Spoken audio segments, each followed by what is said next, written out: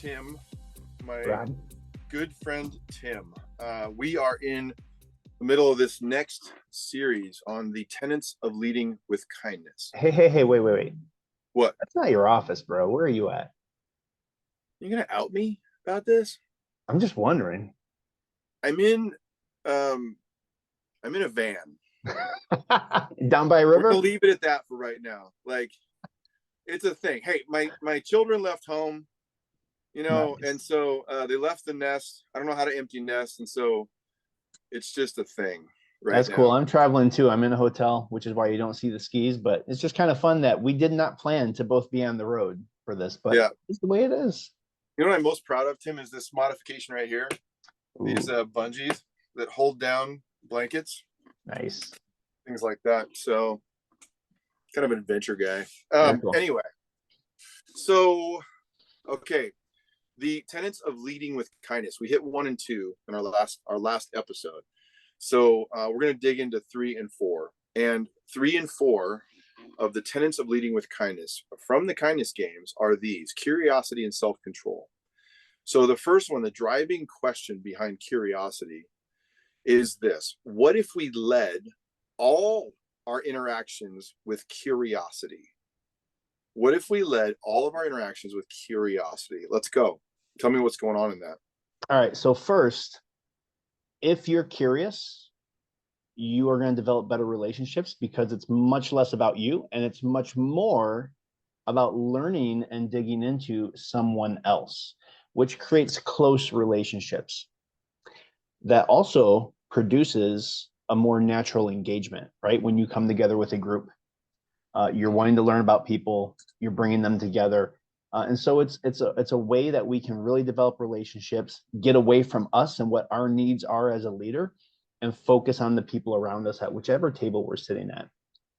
But the other thing with leading with curiosity is it helps you when you get into those tough moments, to when your boss drops poor feedback on you and you weren't expecting it. When somebody walks up to your desk and they're like, I can't believe you, and you had no idea anything was wrong, right? When you walk into those ambushes, what happens? Well, most of us, we start to get red, we start to sweat a little bit, our heart rate comes up, and we are like ready to defend ourselves because why are you accosting me? But if we can slow down, take a breath, and engage our curiosity and ask 2 questions. And the question can be like, hey, boss, I was not expecting this feedback. I actually thought the outcome was this way. Help me understand your perspective. And then you get them to talk, you get to calm down, and then you can ask another follow-up. Now, 2 things. One, you get space to be quiet, to calm down. You get space to listen. You have a way to actually get information, not emotion, out of this scenario and have something to think about and something to talk about rather than the reaction that you're both having. Does that make sense? It does. Yeah. I hope I don't take this off the rails, but I heard someone talking about a speaker talking about curiosity last week, and it caused me to think: is curiosity, and I think there are certain parts of this where there is research. Is it a trait or can it be developed? And it's an interesting question. Well, I would imagine that there's portions of it or different ways of thinking about it that can be developed, like the ability, for example, to ask questions regardless of whether they come from a curious standpoint. So I don't know if people can become more curious, but what's funny to me is this: I think one of the developmental spaces is most people are curious about something, right? Probably everyone is. And so I think there's probably power in understanding what are the nature of the things you're curious about that might help you to understand how to be more curious about people. I personally think curiosity can be developed. We often as people, and more often, I believe, as leaders, have a higher sense of fear and anxiety about things, right? We Yeah. have a position that we want to maintain. And as leaders, we have people that rely on us in our position. So we have more anxiety and worry available to us if we want to partake in it than people who are not in leadership. Hmm. So if we engage in, there's a small thing that I do all the time whenever I'm trying to develop something new at work. Post-it notes, they have the sticky part that's small, and then like the big part is not sticky. Mm-hmm. So I cut Mm-hmm. off the non-sticky part and I write a question like, how can I be curious? How can I learn more? And I stick it around the margins of my laptop so it doesn't interfere with the screen, but I'm on video calls all day long. And I'm Yeah. always looking at that question, that trait, that skill that I'm trying to develop. And curiosity, I believe it can be developed. You can learn to want to be curious and learn more about a person, a topic, a project, etc. And research shows that leaders who ask more questions have better teams, they produce better results, and they're higher engagement rates. Yeah. It's good. And it's interesting because it's holding those outcomes is so critical, but at the same time, not making it about that. Like if you make, it's weird because we talked about this before, like you lose the power of it if you make it about those outcomes, but yet we do aspire to get those outcomes. So I think Right. it's holding tension of those things. Let me connect this to the second one, the next one, number 4 is self-control. And I think there's an interesting relationship here because I was, this driving question of what if our curiosity led to a state of self-control. And it's interesting thinking about curiosity. You can't help it but go to Curious George. I You know love what it. I'm saying? And I know this isn't the intent, but I was thinking about how Curious George was curious about everything, which got him into a lot of trouble. That some of the trouble was probably legitimate trouble. Right. You know what I mean? So it's like it's this thing about self-control. It's fascinating too. It's like understanding the nature of this stuff. Anyway, I've got off track with Curious George. I just read a lot of those books when I was a kid. What if our curiosity led to a state of self-control? So unpack that. Okay. Well, I was more of a Clifford the Big Red Dog, but we can talk Yeah, about that one in the next well, episode. that's because you're younger. You want to show off more? You want to just yeah. So okay, I kind of touched on it talking about curiosity, right? In those moments where we get ambushed, that unexpected feedback, whatever, that curiosity can help us regain control. But when we go into a situation or we're feeling anxiety or we're feeling doubts or I don't know if anybody out there has experienced imposter syndrome. I know you and I have talked about it before. Yeah, I used to have yeah. a big issue with imposter syndrome that I had to work through.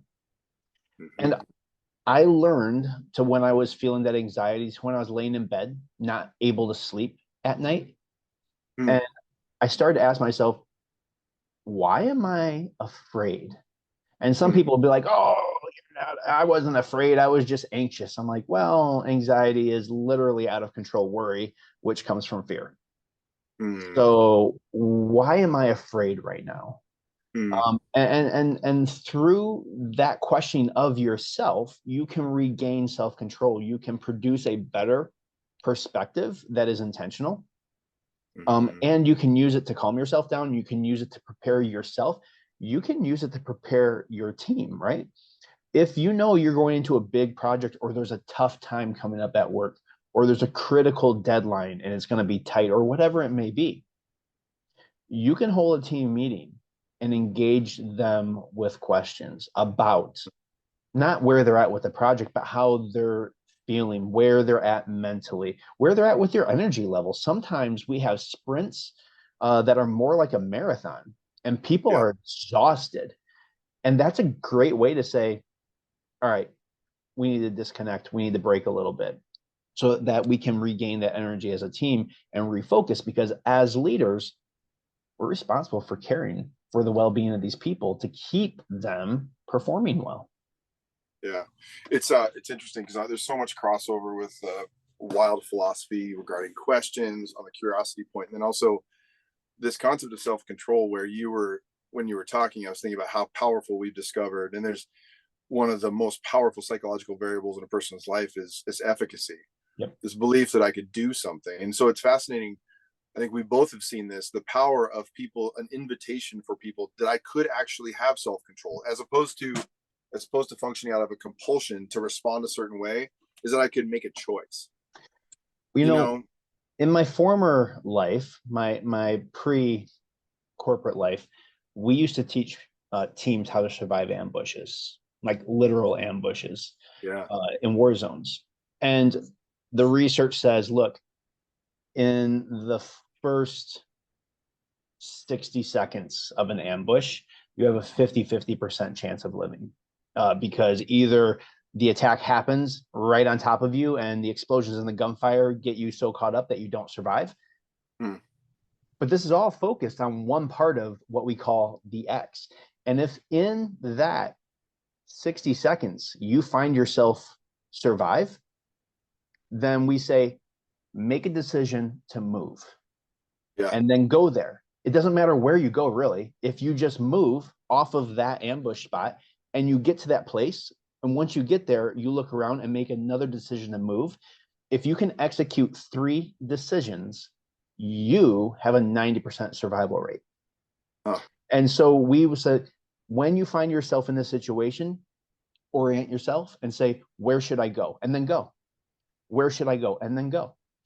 There has been research that said people actually ran into the ambush and surprised the people. And that's actually a tactic. If you know where the ambush is coming from, charge in and you will disrupt the ambush and probably have a higher chance of surviving. So it's literally asking yourself, where should I go 3 times? And I mean, corporate life is not that much different. Yeah, that's good. That's really good. Excellent. I've got my brain spinning. This is good stuff. I want to keep going.